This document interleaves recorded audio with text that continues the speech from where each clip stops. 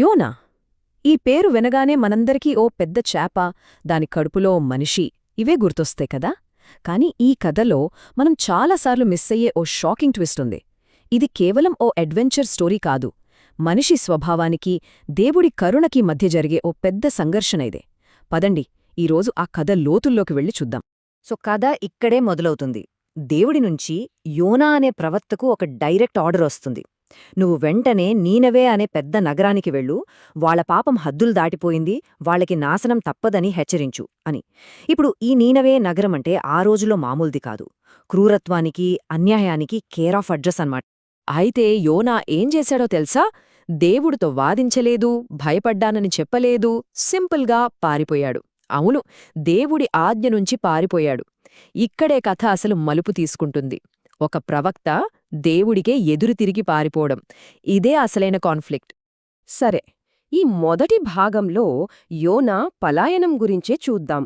అసలు దేవుడిచ్చిన పని నుండి ఎందుకు పారిపోయాడు, ఎలా పారిపోయాడు, దాని వెనకున్న అసలు కారణం మనమనుకున్నంత సింపుల్ కాదు. ఇదేదో అబ్బా ఈ పని నా వల్ల కాదు అని వెనక్కి తగ్గటంలాంటిది కాదు. ఇది ఒక పక్కా ప్లాన్తో చేసిన ఎస్కేప్. చూడండి, దేవుడు వెళ్లమంది నీనెవేకి, అది తూర్పు దిక్కున ఉంది. కాని యోనా ఏం చేశాడు? సరిగ్గా ఆపోజిట్ డైరెక్షన్లో పడమరవైపున్న తర్షీషు అనే ప్రాంతానికి వెళ్లే ఓడెక్కేశాడు. అప్పటి కాలంలో తర్షీషు అంటే ఇక ప్రపంచానికి అదే ఎండ్ పాయింట్ అన్నమాట. అతని ప్లాన్ ఏంటంటే దేవుడి కంటికి కనపడనంత దూరం పారిపోవాలి. ఓకే, యోనా అయితే పారిపోతున్నాడు, కాని దేవుణ్ణించి తప్పించుకోవడం అంత ఈజీనా? వెంటనే యాక్షన్ మొదలైంది.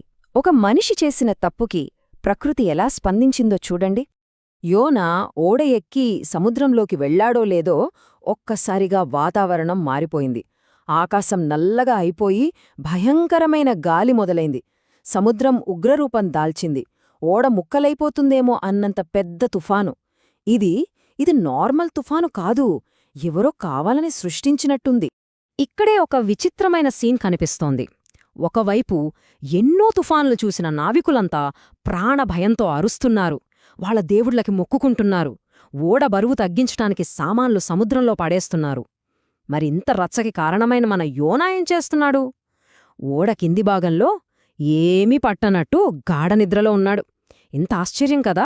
సరే, ఈ నావికులకి అర్థమైపోయింది, ఇది మామూలు తుఫాను కాదు, మనలో ఎవరో చేసిన పాపం వల్లే ఈ కీడు వచ్చింది అని. వెంటనే ఓడ కెప్టెన్ కిందికి వెళ్ళి యోనాని నిద్రలేపి, లేవయ్యా, నీ దేవుడికైనా మొక్కు, బతుకుతామేమో అన్నాడు. ఆయన లాభం లేకపోయేసరికి వాళ్ళు ఒక నిర్ణయానికొచ్చారు. చీట్లు వేద్దాం, ఎవరివల్ల ఈ ఆపదొచ్చిందో తెలిసిపోతుంది అని. టెన్షన్ పెరిగిపోయింది.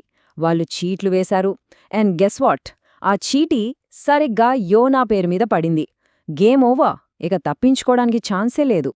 ఇక వాళ్లందరూ యోనాని చుట్టుముట్టి అడిగారు, చెప్పు, ఎవరివి నువ్వు, నీవల్లేనా మాకీ కష్టాలన్నీ అని. ఆ క్షణంలో ఆ ఓడలో ఉన్న ప్రతి ఒక్కరి ప్రాణం యోనా చెప్పబోయే సమాధానం మీదే ఆధారపడి ఉంది. It's the moment of truth. Yona ఏమాత్రం తడుముకోలేదు. చాలా సూటిగా చెప్పేశాడు, నన్ను పట్టుకుని సముద్రంలో పడేయండి, అప్పుడు తుఫాను ఆగిపోతుంది. ఎందుకంటే ఈ భయంకరమైన తుఫాను రావడానికి కారణం నేనే, నాకు తెలుసు అన్నాడు. వావ్, తన తప్పు ఒప్పుకోవడమే కాదు, ఇతరుల కోసం తన ప్రాణాన్ని ఇవ్వడానికి కూడా సిద్ధపడ్డాడు. నావికులు మొదట ఒప్పుకోకపోయినా చివరికి యోనాని సముద్రంలో పడేశారు. వాళ్లు అలా పడేశారో లేదో, ఒక అద్భుతం జరిగినట్టు సముద్రం ఒక్కసారిగా నిశ్శబ్దంగా మారిపోయింది. సరే, యోనా కథ ఇక్కడితో అయిపోయిందా? లేదు, అతను నీళ్లలో మునిగిపోలేదు. ఎందుకంటే దేవుడు ఒక పెద్ద చేపను, ఓ భారీ మత్స్యాన్ని పంపించి యోనాని మింగేలా చేశాడు. ఇప్పుడు చెప్పండి, ఇది శిక్ష లేక రక్షణ? ఒకటి కాదు, రెండు కాదు, ఏకంగా 3 పగళ్ళు 3 రాత్రులు ఒక పెద్ద చేప కడుపులో. ఊహించుకోండి, చుట్టూ చిమ్మ చీకటి, ఒంటరితనం. ఆ పరిస్థితిలో యోనా ఏం చేసుంటాడో? అది అతనికి తన గురించి, తాను చేసిన తప్పు గురించి లోతుగా ఆలోచించుకోవడానికి దొరికిన సమయం. సో, ఆ చేప కడుపులో ఏం జరిగింది? ఇక్కడ్నించి కథ మరో పెద్ద టర్న్ తీసుకుంటుంది. యోనా పశ్చాత్తాపపడటం ఒక ఎత్తు అయితే, దానికి మించిన ఇంకో షాకింగ్ సంఘటన జరగబోతోంది. ఆ చీకటిలో, ఆ నిస్సహాయ స్థితిలో యోనా ప్రార్థించాడు, నేను పాతాళం లోతుల్లోంచి కేకలు వేస్తే నువ్వు నా మాట విన్నావు అని. ఇక్కడ అతని గర్వం, అహంకారం అన్నీ కరిగిపోయాయి. కేవలం దేవుడి మీద నమ్మకం మాత్రమే మిగిలింది. చావుకు అంగుళం దూరంలో ఉన్నా సరే దేవుడు తనను కాపాడతాడనే బలమైన విశ్వాసం. ఇక్కడే అతనిలో అసలైన మార్పు మొదలైంది. ఆ ప్రార్థన దేవుడికి చేరింది. వెంటనే దేవుడు ఆ చేపకు ఆజ్ఞాపించాడు. అది యోనాని ఒడ్డుమీద కక్కేసింది. సేఫ్గా బయటపడ్డాడు. హమ్మయ్యా, కథ సుఖాంతం అనుకుంటున్నారా? అస్సలు కాదు. ఎందుకంటే దేవుడతనికి సెకండ్ ఛాన్స్ ఇచ్చాడు. ఏ పనినుంచైతే పారిపోయాడో మళ్ళీ అదే పనిని పూర్తి చేయమని. ఈసారి యోనా రెండో మాట మాట్లాడలేదు. నేరుగా నీనెవే నగరానికి వెళ్ళాడు. వెళ్ళి జస్ట్ ఒక్క సెంటెన్స్ చెప్పాడు. ఇంకా 40 రోజులే, ఆ తర్వాత ఈ నీనెవే నగరం నాశనమైపోతుంది. అంతే. ఒక సింపుల్ వార్నింగ్, ఒక డెడ్ లైన్. కాని ఆ తర్వాత జరిగింది ఎవ్వరూ, బహుశా యోనా కూడా ఊహించుండడు. ఆ నీనెవే ప్రజలు అతన్ని చూసి నవ్వలేదు, రాళ్లతో కొట్టలేదు. విచిత్రంగా వాళ్లతని మాటని నమ్మారు. వెంటనే ఆ నగరంలో ఉన్న ప్రతి ఒక్కరూ, రాజు దగ్గర్నుంచి సామాన్యుడి వరకు, చివరికి వాళ్ల పశువులతో సహా ఉపవాసముండటం మొదలుపెట్టారు. నగరం మొత్తం తమ తప్పుల్నొప్పుకొని పశ్చాత్తాపపడింది. ఇది అన్బిలీవబుల్ రెస్పాన్స్ కదా. వాళ్ల నిజమైన పశ్చాత్తాపాన్ని చూసి దేవుడు తన మనసు మార్చుకున్నాడు. వాళ్ల మీదికి తీసుకురావాలనుకున్న నాశనాన్ని ఆపేశాడు. నీనెవే నగరం బతికిపోయింది. అద్భుతం! అందరూ హ్యాపీ. కథకి హ్యాపీ ఎండింగ్. అంతేనా? కాదు. అస్సలైన క్లైమాక్స్ ఇప్పుడే మొదలవబోతోంది. సరే, ఇప్పుడు ఈ కథలో ఫైనల్ యాక్ట్. ఇది చాలా చాలా ముఖ్యం. ఎందుకంటే ఇక్కడ కాన్ఫ్లిక్ట్ యోనా వర్సెస్ నీనెవే కాదు, యోనా వర్సెస్ దేవుడు. ఈ కథ మొత్తానికి గుండెకాయలాంటి భాగమిది. దేవుడు నీనెవేను క్షమించగానే యోనాకి పిచ్చ కోపమొచ్చింది.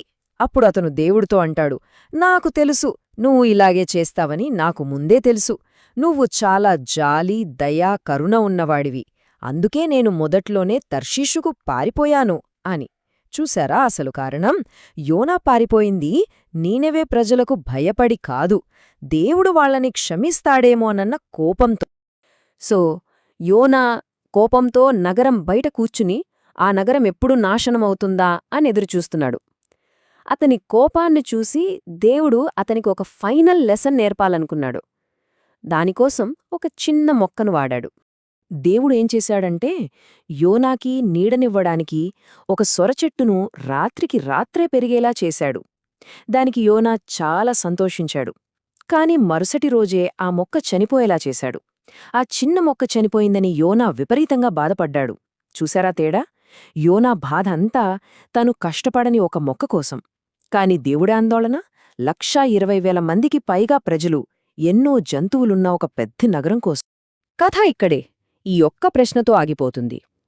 నువ్వు కష్టపడని ఒక మొక్క కోసమే అంత విచారపడ్డావే, మరి 1,20,000 మందికి పైగా ఉన్న ఈ నీనెవే మహానగరం గురించి నేను విచారపడకూడదా అని దేవుడు యోనాని అలుగుతాడు.